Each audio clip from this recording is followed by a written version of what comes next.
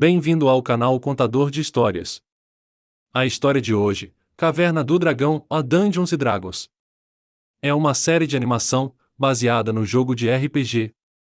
A série possui 27 episódios divididos em 3 temporadas, transmitidas originalmente entre os anos de 1983 e 1985. A animação da série ficou a cargo da empresa japonesa Toei Animation. A série estreou no Brasil em 1986, no programa Show da Xuxa, na Globo. A série focou em um grupo de 6 amigos que são transportados para o reino, e seguiram suas aventuras enquanto tentavam encontrar um caminho para casa com a ajuda de seu guia, o Mestre dos Magos. Um episódio final intitulado Hacking teria servido tanto como uma conclusão para a história quanto como uma reimaginação da série caso houvesse uma 4ª temporada. No entanto, a série foi cancelada antes do episódio ser feito. A série. Exemplo de uma partida de Dungeons & Dragons. Inicialmente, a série foi um projeto da Marvel Productions chamado Swords and Sorcery, porém, não foi aprovado pela NBC. Com isso, a produtora resolveu assinar um contrato de licença com a TSR para utilizar a marca Dungeons & Dragons. O projeto foi reformulado por Denis Marques e Mark Vanier. A série mostra uma história de 6 crianças americanas dos anos 1980 que tentam voltar a seu mundo após chegarem ao reino de Dungeons & Dragons em um passeio de montanha-russa. O desenho possui várias referências ao universo do jogo de role-playing game Dungeons & Dragons. Apesar do enorme sucesso, especialmente no Brasil, a série foi cancelada. A série estreou no Brasil em 1986, no programa Show da Xuxa da Rede Globo. A emissora exibiu por muito tempo apenas as 2 primeiras temporadas, só em 1994 exibiu a 3ª temporada, no programa TV Colosso, com nova dublagem. Após isso, foi reprisada em outros programas infantis da Globo, que nunca chegou a exibir a abertura da série. A série teve rápida passada pelo canal pago Fox Kids, sendo depois exibido no canal Gloob. E história. A abertura do primeiro ano da série mostra um grupo de 6 jovens em um parque de diversões embarcando em uma montanha-russa chamada Dungeons & Dragons. Durante o passeio, um portal se abre e transporta as crianças para outro mundo, chamado simplesmente de Reino, no qual o grupo já aparece trajando outras roupas e recebendo logo em seguida armas mágicas, de alguém que se apresenta como Mestre dos Magos. A partir daí, os jovens passam por diversas aventuras buscando voltar para casa, durante as quais o Vingador, um mago maléfico, tenta a todo custo tomar as armas do poder dos jovens com a intenção de derrotar tanto o Mestre dos Magos quanto Tiamat, uma deusa dragoa de 5 cabeças, para assim dominar o reino. Ao longo do seriado, revela-se que o Vingador é, na realidade. No final você vai saber a chocante revelação sobre o Vingador. Aproveita e deixa seu like e se inscreva no canal. O Reino. O mundo de Caverna do Dragão é simplesmente chamado de O Reino. Há diversas cidades pequenas vilarejos espalhadas pelo reino, chefiadas por pessoas denominadas prefeitos. Há cidadelas maiores, cercadas por grandes muros e governadas como um principado ou um reino. A maioria das aglomerações urbanas tem ciência do Vingador e muitas demonstram temor e obediência a ele. No geral, essas sociedades organizam-se como feudos ou monarquias absolutistas, apesar de, especialmente nos pequenos vilarejos, ser observada uma organização mais democrática. Entre os reis e rainhas que aparecem na série, destacam-se Inhamold, Travar, Tasmira, Solinara, Sirit, Zinivaren, além do Vingador. A variedade de raças encontradas é enorme, a maioria podendo ser vista na primeira versão do livro dos monstros de Dungeons & Dragons. A produção não é totalmente fiel aos cânones de Dungeons & Dragons. Em especial, nota-se que anões e gnomos são mostrados frequentemente como povos escravizados ou atemorizados pelo Vingador. Também, não existem clérigos, druidas ou deuses. Os produtores acharam que tais elementos tornariam a série alvo de religiosos. Existe apenas um último remanescente adulto dos dragões dourados no reino. Os dragões dirigem-se ao cemitério dos dragões para morrerem. Os unicórnios, em grande parte, vivem em um local secreto chamado Vale dos Unicórnios. Ainda, orcs, meio-orcs, fadas e halflings, entre outras raças. O único elfo presente aparece no episódio O Salão dos Ossos. Existem 4 sóis no reino e pelo menos 2 luas. Ao longo da série, vários biomas podem ser observados, de florestas a desertos, embora os últimos tipos sejam mais numerosos. Não raro, são descobertos portais para outras dimensões, ou surgem criaturas advindas de outros mundos. Ao longo da série, outras pessoas da Terra são descobertas. Obviamente, o tempo do reino não é o mesmo que o nosso tempo real. Armas do poder. No reino de Caverna do Dragão, há outras armas do poder além das que são cedidas aos protagonistas pelo Mestre dos Magos. A origem de seu poder, diferentemente de outras armas mágicas quaisquer, está no cemitério dos dragões, guardadas, juntamente aos ossos dos antigos dragões, pela deusa Dragoa Tiamat, que ali vive. As armas do poder são superiores às normais. Também, a depender das armas do poder disponíveis, é possível combinar seus poderes para abrir um portal que leve ao cemitério dos dragões. A energia das armas do poder dura em torno de 300 anos, após o que precisam ser recarregadas em locais como o Salão dos Ossos, em um grande palácio ou mausoléu, onde haviam sido depositados os restos mortais de poderosos guerreiros. Em seu centro, um altar no formato de uma enorme caveira era capaz de reenergizar as armas do poder. O local foi destruído pelo Vingador após os protagonistas ali recarregarem suas armas. Outros locais onde é possível recarregar as armas do poder são o Portal do Amanhecer, no mundo subterrâneo, e o Cemitério dos Dragões. Ao longo da série, outras armas mágicas são encontradas, mas são extremamente raras. No entanto, não está claro se são todas armas de poder especiais como as dos garotos, ou se são itens mágicos. Exemplo de armas encontradas no longo da série. Espada, usada pelo Duque Guerreiro, congelar instantaneamente aquilo que golpeia. Espada, usada por Dekion, um cavaleiro celestial do grupo místico, lança rajadas de energia. Martelo de ouro, usado pelo paladino Coração Forte, rebate rajadas mágicas, além de apresentar um poder de destruição semelhante ao tacape de Bob e uma esfera de proteção similar ao escudo de Eric. Elmo alado, usado pelo paladino Coração Forte, não se sabe quais são seus poderes, pois não chega a ser utilizado durante o episódio. Cimitarra, usada pelo Rei Ramold, emite ondas sonoras destruidoras quando vibrada. Espada, encorta facilmente materiais muito duros, como rocha. Tridente, dispara rajadas de energia. Rede, regenera a saúde de quem for coberto por ela. Chicote, cria um chicote energético de comprimento variado. Bastão mágico, emitir rajadas de energia. Mangual, cria furacões. Elmo de chifres, usado por Ugar, dispara rajadas de energia. Protagonistas. Os 6 garotos que andam na montanha-russa enquanto são transportados para o reino são os protagonistas da série. Hank. O Ranger com 15 anos de idade, assumiu a função de líder, ainda que hesitante. Cultivar sentimentos por Sheila e sente culpa por ter permitido que seus amigos entrassem no reino. Recebeu um arco mágico capaz de criar flechas energéticas, que podem ser esticadas, dobradas ou até mesmo utilizadas como corda. Seu maior medo é não ser um bom líder. Eric. O cavaleiro, com 15 anos de idade, filho de pais ricos, é constantemente arrogante e egoísta, preocupado mais consigo e com uma chance real de retornarem para casa. Devido à sua natureza, coloca o grupo muitas vezes em perigo, mas, e em raras vezes, arrisca-se para salvá-los. Recebeu um escudo que o protege contra ataques mágicos ou físicos. Esse escudo pode criar campos de força para defender uma pequena área em seu entorno. Ao longo do seriado, apesar de detestar o mundo de Caverna do Dragão, já demonstrou interesse em ficar no reino, além de ter uma queda por Carena, irmã do Vingador. Parece ser capaz de entender o que Oni diz. Seu maior medo é ser motivo de piada. Diana. A acrobata, com 14 anos de idade, é extremamente confiante e centrada, já apresentando habilidades acrobáticas no mundo real. Recebeu um bastão, usado em saltos e acrobacias. Tão flexível quanto as flechas de Hank, o bastão pode regenerar-se se quebrado. Seu maior medo é envelhecer. Sheila. A Aladina, com 13 anos de idade, é a irmã mais velha de Bob, o qual procura proteger. Corresponde à afeição que Hank tem por ela. Recebeu uma capa com capuz que lhe dá invisibilidade, compreende a língua das fadas. Seu maior medo é ficar sozinha. Presto. O mago, com 14 anos de idade, seu nome verdadeiro é Albert, sendo Presto é um apelido criado por colegas da sua escola.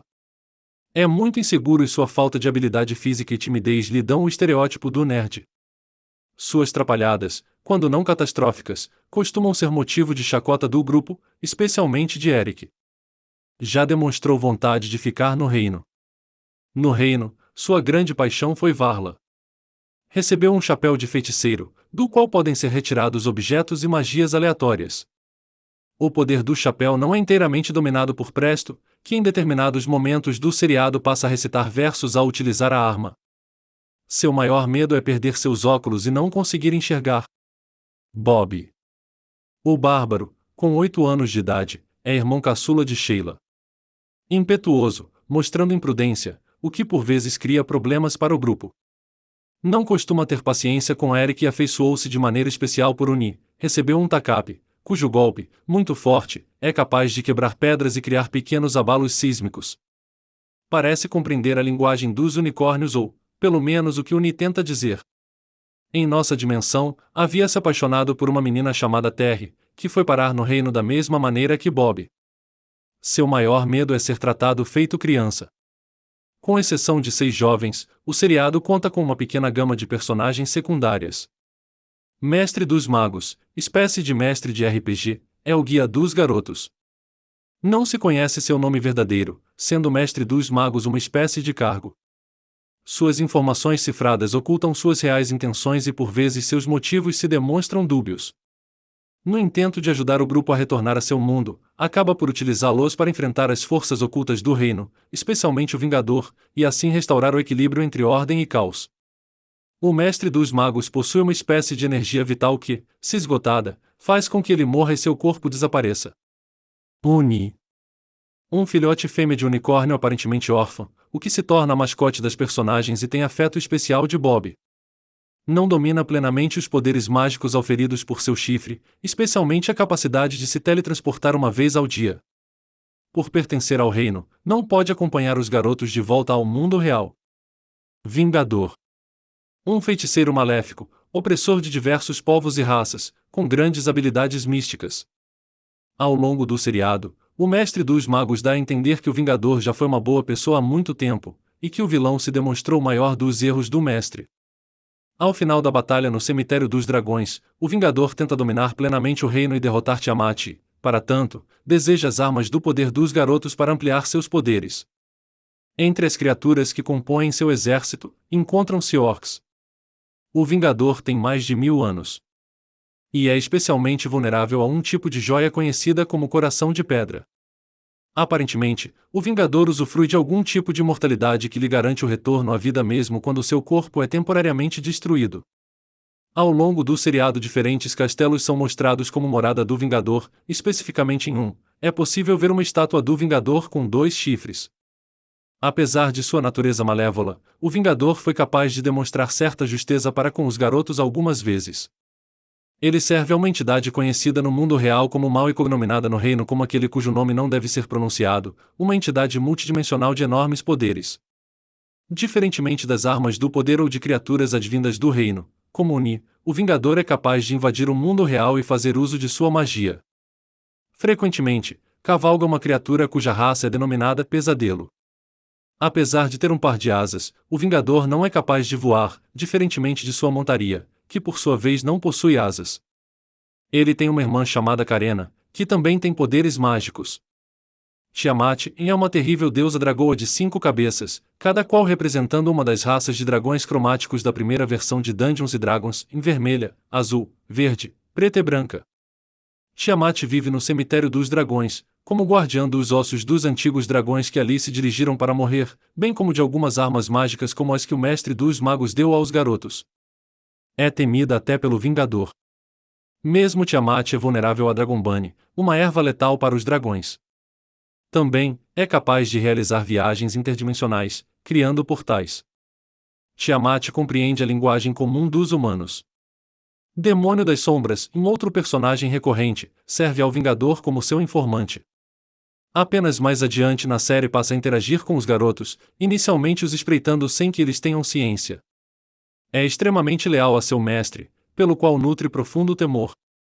Apesar de a série apresentar uma gama enorme de personagens secundárias, a maioria aparecendo em apenas um episódio da série, algumas se destacam por serem figuras recorrentes dos mundos de Dungeons & Dragons. Entre essas, destacam-se Invarduk ou Duque Guerreiro, Strongheart o Paladino ou Coração Forte, e Kelek o Mago. Algumas histórias contado nas redes sociais. O possível lado negro de Caverna do Dragão. Muitas histórias polêmicas se espalhou na internet e causou muita discussão entre os internautas por meio de diversos fóruns, tópicos nas redes sociais. Lembre-se que não tem fonte confiável. Primeira. Diz a lenda que a Caverna do Dragão era escrito por um grupo de jogadores de RPG e que depois de cada jogo, eles escreviam sua aventura e a transformavam em roteiro de desenho, para vender para a produtora.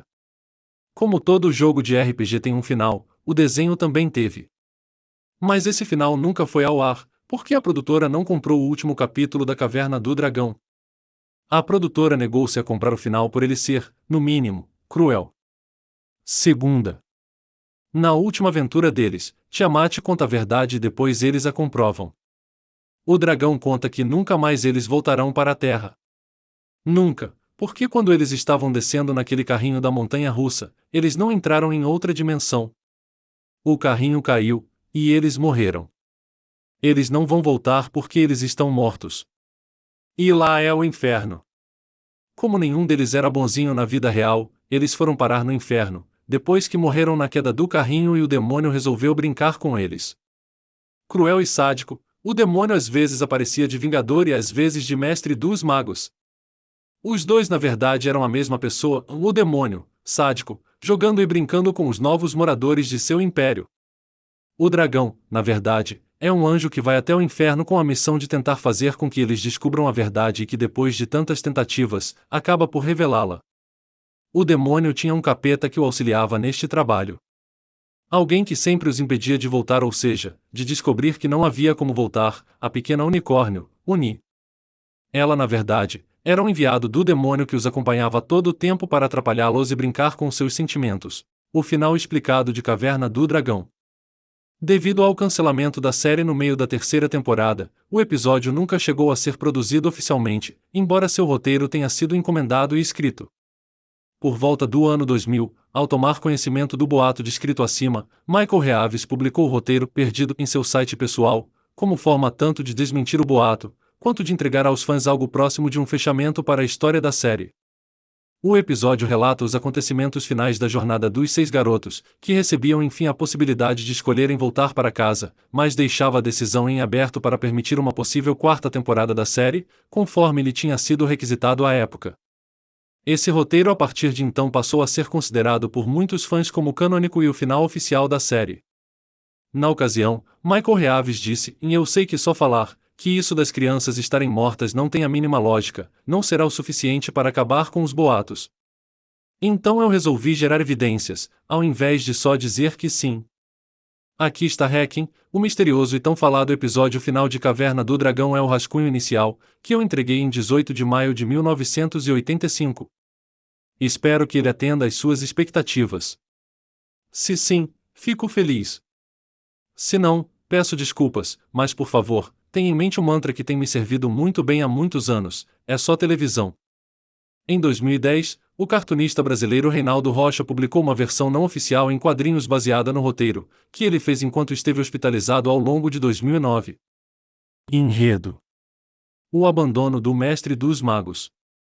O Mestre dos Magos e o Vingador se encontram sozinhos e o vilão propõe um desafio, em ele deseja ver o quanto os pupilos do Mestre são poderosos caso o seu mentor lhes abandonasse, oferecendo, em caso de vitória dos garotos, a liberdade para voltar ao lar deles, porém, a destruição deles se houvesse fracasso. O Mestre, confiando em seus alunos, aceita a proposta. Mais tarde, os heróis se encontram em uma grande batalha pelas suas vidas contra uma espécie de hidra, um monstro gigantesco com 7 cabeças. A desvantagem é grande para os garotos. Mas para o alívio deles eis que surge seu mentor, o Mestre dos Magos. Porém, este se recusa a ajudá-los e os abandona. Então, o líder Hank lidera uma escapada do grupo através de um pântano, onde conseguem escapar da criatura ao atraí-la para um lago de águas pegajosas e aprendendo. A proposta do Vingador. Os heróis continuam a discutir sobre a surpreendente atitude do seu mestre. Eric diz que todo aquele reino é uma prisão e eles são os prisioneiros. E depois de certo tempo aparece para eles o Vingador, dizendo que o Mestre dos Magos era o verdadeiro vilão por trás de tudo, e questionou as crianças se não haviam percebido que todos os enigmas e conselhos do Mestre dos Magos sempre os haviam levado a problemas e nunca de volta para o mundo deles. Então, o vilão lhes ofereceu uma proposta em se fossem capazes de cumprir uma tarefa, que consistia em chegar a um cenotáfio nos limites do reino e lançar uma determinada chave em um abismo infinito que lá se encontrava, ele os mandaria para casa. Em seguida desaparece. A divisão dos amigos. As crianças então discutem e dividem-se em dois grupos. Eric, Sheila e Presto não se importam com quem seja o responsável por levá-los para casa, já que foram abandonados pelo mestre dos magos e acreditam na palavra do Vingador, deixando Hank, Bob, Diana e Uni, a que discordaram de confiar no Vingador, para trás. O grupo de Eric consegue encontrar um velho barco de madeira e, com a ajuda da magia de Presto, o faz voar. Enquanto isso, a equipe de Hank encontra um dragão amigável e utiliza como transporte para chegar aos limites do reino antes de Eric e os outros, a fim de impedi-los de obedecer ao Vingador, pois Hank tinha em mente que tudo não passava de uma armadilha do vilão. Hank dispara flechas contra o barco de Eric para fazê-los parar, e um dos seus tiros acaba atingindo um vulcão, que entra em erupção, fazendo sua lava atingir o barco de Eric, que cai em meio às chamas, para desespero de Hank e dos outros, que escapam por pouco das explosões. Reencontro atribulado. Desolados com a perda de seus companheiros, Hank e seu grupo concluem que não tem outra opção senão seguir em frente para os limites do reino. Em outro lugar, é mostrado que a equipe de Eric sobreviveu à queda da embarcação graças à magia de Presto, mas estes também imaginam que perderam seus amigos na erupção do vulcão. Eric decide continuar nem que seja só para mandar Sheila e Presto para casa. Nos limites do reino, novamente Vingador e Mestre dos Magos se encontram, aguardando a chegada dos garotos. O Vingador se mostra confiante na vitória, pois o cumprimento da tarefa pelos meninos significaria a vitória para o vilão e a destruição para os garotos, de acordo com a aposta feita com o Mestre dos Magos, mas este ainda crê eles triunfarão. A luta final.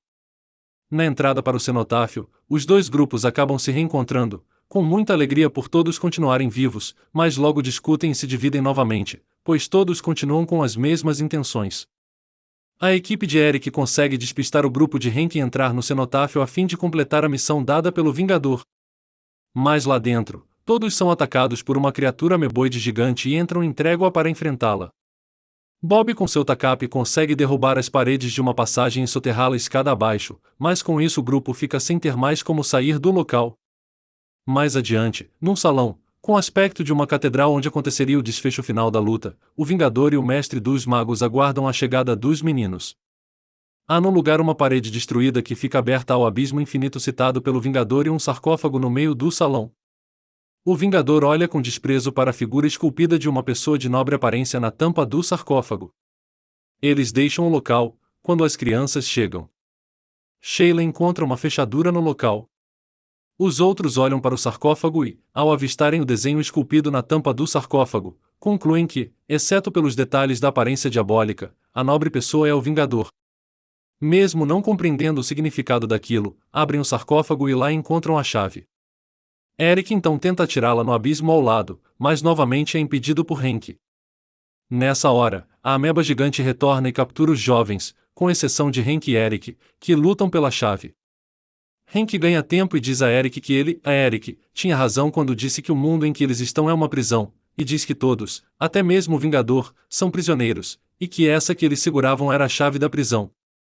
As palavras de Hank surtem algum efeito em Eric, mas nessa mesma hora um dos ataques do tacape de Bob consegue atordoar o monstro, só que faz efeito também em Hank, que acaba caindo através da parede aberta para o abismo. Nesse momento, surge então o próprio Vingador e ordena a Eric que lance logo a chave ao abismo, ou ele nunca voltará para casa. Mais surpreendentemente, Eric, ao invés de obedecer ao vilão, ele dá crédito às palavras de Hank e corre em direção à fechadura encontrada por Sheila. O Vingador, furioso, tenta impedi-lo com seus raios, mas é atrapalhado pela própria criatura ameboide, que prende seus braços, permitindo assim a Eric conseguir colocar a chave na fechadura, abrindo uma espécie de porta. Do interior dela saem inúmeros feixes de luz, fazendo a criatura sumir e engolindo o Vingador completamente em luz, que dá um grito de temor. Redenção do Vingador. Os feixes de luz se espalham por todo o reino, abrindo portais próximos a várias criaturas, que entram pelos portais e abandonam o reino a caminho de suas casas. Os raios de luz também atingem o covil do Vingador, que é completamente destruído. De volta ao cenotáfio, as crianças correm até a parede quebrada em busca de Hank, e descobrem que o líder havia sobrevivido quando se agarrou a uma rocha à borda do abismo. Ajudado pelo bastão de Diana, Hank consegue subir de volta, e percebe então o Vingador, ainda coberto de luz, tendo seu corpo transformado na figura do nobre homem antes visto na tampa do sarcófago. Hank conclui que estava certo quando apostou que a missão deles no reino, ou, na caverna do dragão, era redimir o Vingador, e não derrotá-lo. Logo, surge o mestre dos magos, a quem o redimido Vingador chama de pai. O mestre agradece aos garotos e lhes diz que eles tinham feito o que ele nunca teve poder para fazer, em trazer o seu filho de volta. Todos se surpreendem com a declaração de que o Vingador é o filho do mestre dos magos.